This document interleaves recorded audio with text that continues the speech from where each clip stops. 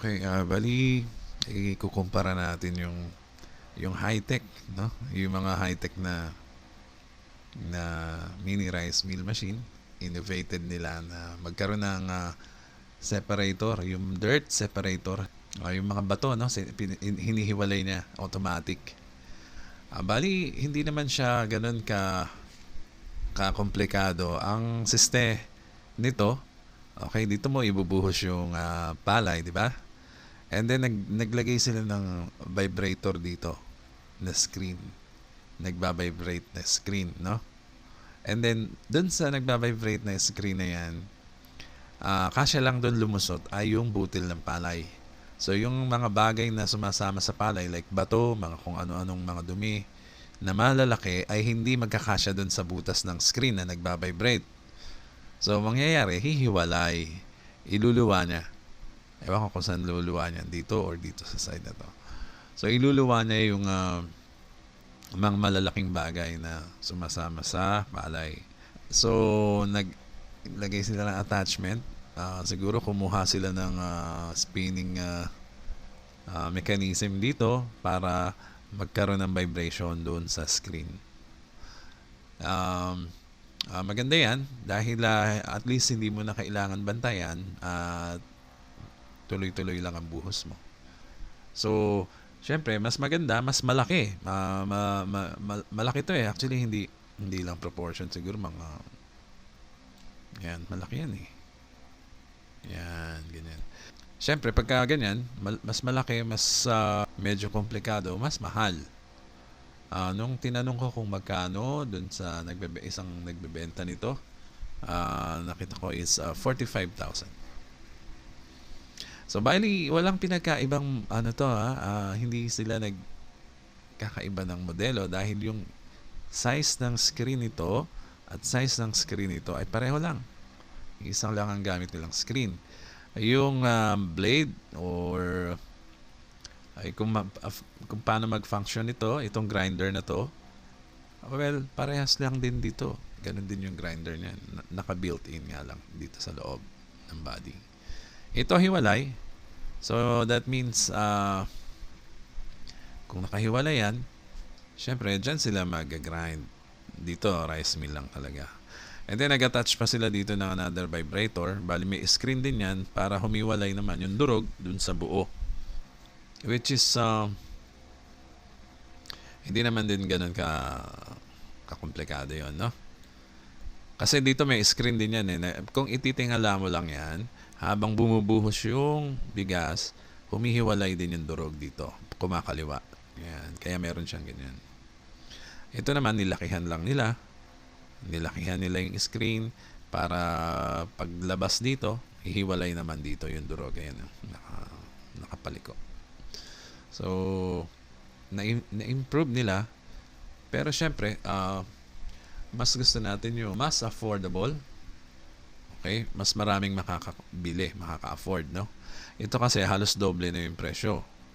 Kung 25 yun sa amin kasama na yung delivery, na pareho lang naman din ng magagawa when it comes to production. Pero kailangan mo ng manual technique, no, na dapat mong gawin para magawa mo rin yung nagagawa nito. Ang suggestion ko nga, meron kasi kaming customer na napakatagal na ng kanyang machine at patuloy pa rin naggigiling ng palay. Isa lang machine niya pero hindi siya bumababa sa 20 sacks per day, no? So, ganito ginawa niya. Yan. Ang ginawa niya, naglagay lang siya ng square dito sa taas, parang table, ganyan. Para mas malaki ang sasalo doon sa mga binubuhos nila, ganyan. Yung parang lalagyan meron niyang kahoy, plywood lang yan, ganyan, table. Tapos merong harang dito sa gilid, no? And then sa gitna, nilagyan niya ng butas yung plywood. And then nilagyan niya rin ng screen niya na yung para din sa palay. Actually, sukat na sukat yung palay eh.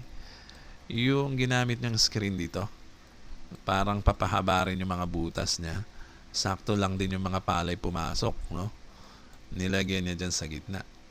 And then, dito, nilagyan niya ng angle bar. Yan. Angle bar yung paa dyan sa outer na yan. And then sabi ko nga, pwede mong i-attach sa angle bar na body ng mini rice mill mo. Naka-attach yan dyan para mas matatag, ganyan. Or bahala na kayo dumiskarte. Basta naka-steady lang yung tayo niya dyan, no? So, ganyan. Ang laki ng sasalo. So, yung isang sakong bigas, kayang-kaya niya saluhin. Ilagay dito, ibuhos, no? Ibubuhos niya yung isang sakong bigas dyan.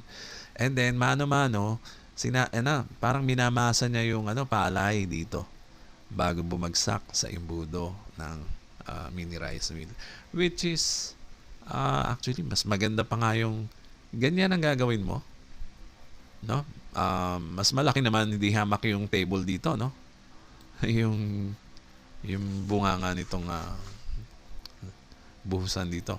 So, meron nga konting gagawin. Kagaya nga nito, siguro hindi ito aabot ng 2,000 makaka-assemble ka nito, no? Magagawa niya yung trabaho ng ganito. So, let's say mas mahal to ng 20K, ito 2K mo lang ang ginastos, halos parehas lang din ng trabaho ang magagawa nila. Yung dito sa customer namin, ang tagal na ng machine niya, umabot na ata ng mahigit 2 taon at tuloy-tuloy pa rin ang kanyang paggiling. Okay? So, ayan. Kaya yan ang dahilan. Kaya hindi kami nagbebenta ng medyo komplikado. Ito. Ayan. Binibida nila yung separator. Dirt separator daw yan. Yan. And then, napakalaki niya. Mahal i-ship, no? Siyempre, mahal ang shipping niyan. Malaki, mabigat, no? Pero parehas lang yan. May grinder, may rice mill machine dito. Dinagdagan niya lang ng vibrator dito. Ito, yung nasa ibabaw. Yan. So, unang-una, mahal ang shipping nito. Bukod pa sa price na 45,000 pesos. Kumpara mo naman dito, kalahati lang ang presyo halos. Okay? O 25, sabihin na natin 25K at free delivery anywhere in the Philippines. So, usually ang delivery niyan hanggang Mindanao. Naglalaro lang yan sa between 3,500 to 4,000 ganyan. Minsan mura. Depende rin siguro sa sa cargo, no? Yan, ganyan. Siyempre, maraming movements pa yan, no? Hindi lang naman ito ginagastos dyan sa shipping. Malaki pa rin ang difference, no? Sa price, including shipping ng ganitong machine kumpara naman dito. Okay, bali itong aming baby na nandito, itong dilaw na to, ay matagal na namin ni-request yung function niya na imbes na hiwalay ang grinder ay ipasok dyan sa body at dyan dediretso yung ipa para pinuhin niya, no? Paglabas pino na. So ito hindi ko nakikita na pino na yung ipalalabas dito kasi nakahiwalay yung grinder niya. So paglabas ng ipa medyo magaspang, ibubuhos mo ngayon dito sa imbudo na to. So, another run na naman ng machine, no? Medyo matagal din yan kasi ang daming ipa nun. Halos sako-sakong ipa magagawa mo yan. Samantalang ito, paglabas niya, yung ipa darak na, pino na. So, yan ay matagal na naming sinuggest sa factory pa lang. Nagawa naman nila. Okay?